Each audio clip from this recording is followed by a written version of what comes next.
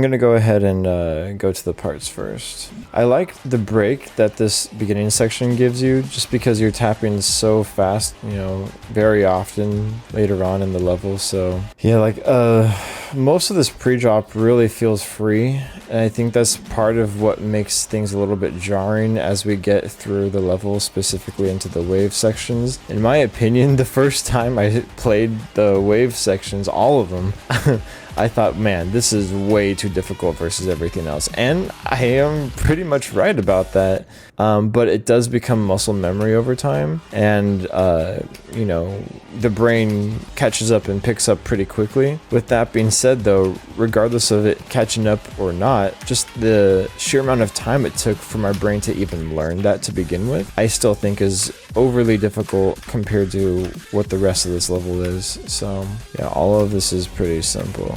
I really enjoyed these ball hits, kind of going like from one ceiling to the other. Really nice. The energy is executed very well throughout all of this. Alright, so here's where we begin. So all of this feels free until, of course, this hectic wave section. And you learn it pretty quickly. It does become intuitive over time, but this is undoubtedly one of the harder parts, one of the hardest parts in the entire level. This wave here, this wave transition area where the music kind of transitions, it's not that bad. Even those taps there, it's not that difficult to learn, at least. That UFO orb right here, it took a while to learn because it's actually a really particular tap here. For some reason, and many other spots of the level don't have that. But I mean, that kind of stood out to me, that tap right there. Then of course this second wave, I think is a little easier than the first, but it still took a while to learn, especially that tap right there. I want to highlight that right there. So this wave is generally learnable until we get to here, where you have to release and then tap that teleportation orb at a certain point. This is probably the roughest part in this entire layout, where you have to time that teleport wave section in order to correctly transition into this ball part, which then you have to be lined up perfectly to do all those taps.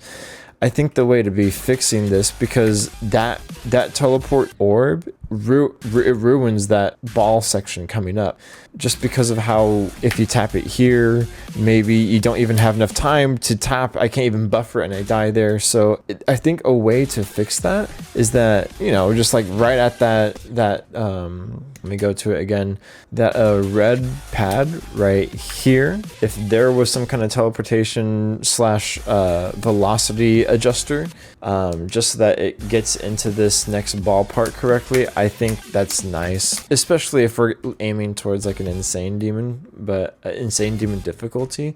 Those kind of alignment difficulty spikes in the transitions, I would have more leniency towards in my mind if I knew that this was an extreme demon. So that was pretty tough, I'll be honest. This black orb, it feels kind of invisible, and I guess that's okay. You know, everyone has their own opinion on like blind taps and blind orbs, but this black orb, it's kind of like in the middle to me. It feels fine, but I've also died several times to it. So also I have died a good amount to that slope part. I'll die again to it, so you can see, not there. On this last tap, it kind of like it kind of like fumbles right there. So I mean, if the slope was a little bit extended, that problem wouldn't happen like that, even if it was like an invisible slope. This part felt pretty fair, even though it looked really tough. Honestly, when learned, it wasn't really bad. These 4 black orbs did give me a pretty hard time, I'll be honest.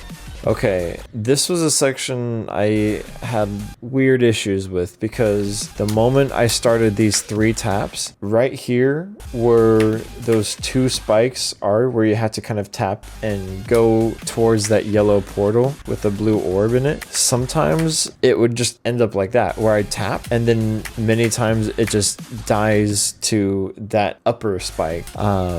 Even when I buffer all of those, there's like a very small window for some reason compared to every other timing in the level. There's only a handful that I mentioned. There's like one earlier on that I also mentioned that's kind of like that, where it's like it's a very oddly fast sudden timing, and it took a while to get consistent. It did eventually get consistent, especially near the end of my sessions, but I just think this part specifically was a bit excessively difficult compared to the rest of the level. Again, something I probably wouldn't mind as much if the rest of the level felt like that though.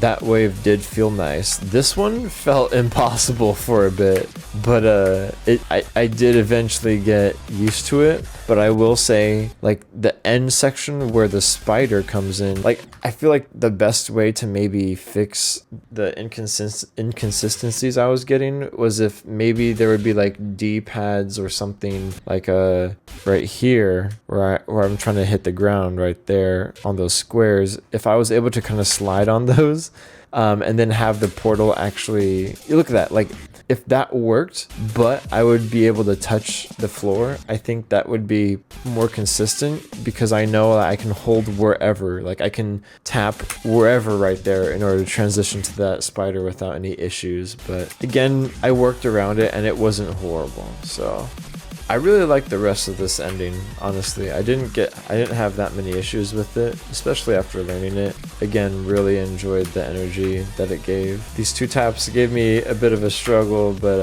it wasn't anything that I couldn't learn. This part was a little particular. I will go back just to kind of show it, but hopefully I can, yeah. Let's see.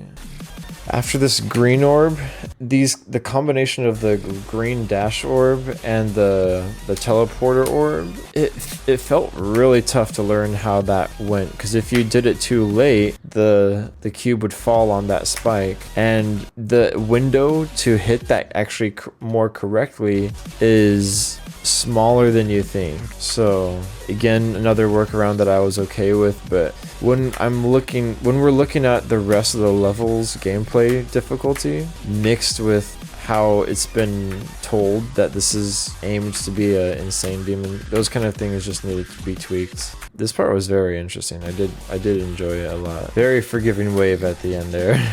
I feel like the easiest wave there, and maybe that's understandable just because it's at the end, but at the same time I feel like if we're being consistent with really wanting those wave parts to be extremely difficult like all those other past ones, that last one does feel very underwhelming. But again, decisions that it's up to the creator to figure out for how he wants to skew the difficulty and or fix those alignments or not, and make more alignment challenges in the rest of the level. All up to him. But you know, again, I really enjoyed this. Absolutely enjoyed this. I'll go ahead and comment. I really hope it gets decorated down the line. I can see this being, like, at the least, a very cool, epic extreme demon. I mean, the gameplay by itself, if we're just going on gameplay, it's definitely legendary to me. So there's a lot of potential to build this and make it a complete experience and it be really nice. I just hope that actually happens someday. I'll be idly monitoring it to see what happens, but great level, great layout, really.